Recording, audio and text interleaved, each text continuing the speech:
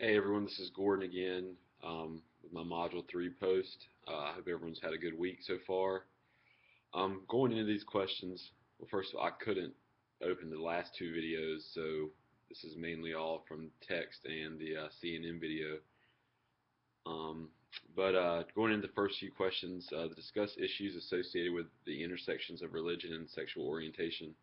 I thought the Piers Morgan CNN video really hit the nail on the head with this one. Especially being in the South, you'll find a lot of Christians that believe that gay marriage or lesbian marriage is wrong. It's against what the Bible says and everything else. But one guy on there pointed out it's the heterosexual couples that are screwing everything up. They're the ones uh, divorcing all the time, cheating, and it goes on and everything else. Just talking about breaking everyone that claims to be Christians, they've all broken the Ten Commandments. And he goes on to say that the gay community is actually bringing dignity and honor back to the institution. And I agree with that because these people are fighting and have fought for a long time a lot of oppression just to be unified with the person that they care about. So I definitely agree with that statement that a lot of Christians have a misconstrued perception of gay marriage and what it really means to those individuals that are getting married and have the right to be married now. Um, Sorry, my notes are everywhere. How can educators create spaces at our institutions that allow students from multiple religious traditions feel welcome? Um, One thing going back into that, as I found on a university website, they had a kind of a disclosure statement saying that we are enriched by the diversity contributed by our lesbian, gay, bisexual, and transgender students. This kind of diversity presents a remarkable opportunity for theological education and spiritual insight, even when, or perhaps especially, when the diversity presents a challenge to one's own assumptions and beliefs. And while that was more geared to sexual orientation, I feel that they're kind of combined different religions and sexual orientation on a college campus, and the main reason is why maybe those that are in the majority they were brought up to have certain beliefs about certain aspects of someone's life, or they assume different things.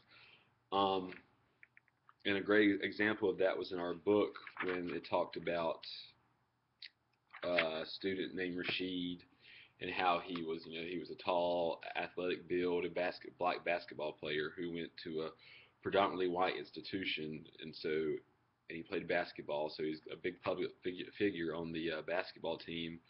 But as he grew as a student and as a person, he decided that he wanted to convert. He conformed more to the beliefs of Islam, and while he let this be known, uh, he received a lot of backlash, even from his own coach and his teammates.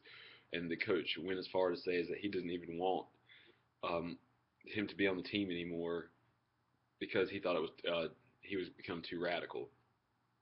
And even as Rashid quit the basketball team and decided to focus on being academic and being a better student, he even fought opposition in the classroom from professors. So I just thought this was a crazy, you know, to see something like that on a college campus, somewhere that's supposed to be the educational melting pot of different ideas, morals, beliefs, and values, that like their own faculty and staff at this university treated somebody this way just because they were different and had different beliefs and a different religion. Um,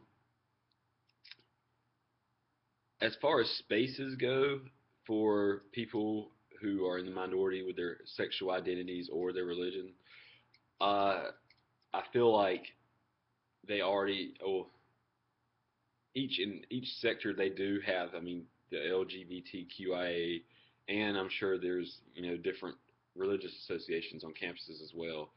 But I think at first people join these organizations because they don't want to be mainstream with everything. They want to go to this secular side because they feel more comfortable with people of their own beliefs. But I think we kind of need to not do away, but do more to include them in the actual student body as a whole, and let them take pride in their own beliefs and identities.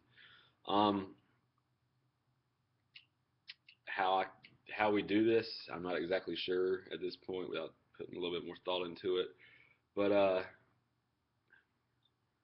just feel like in today's world, everyone's so different and has different values and morals and beliefs that it shouldn't be like that, especially on a college campus. Um, and with that being said, I hope you enjoy this post. I look forward to seeing yours. Have a good weekend.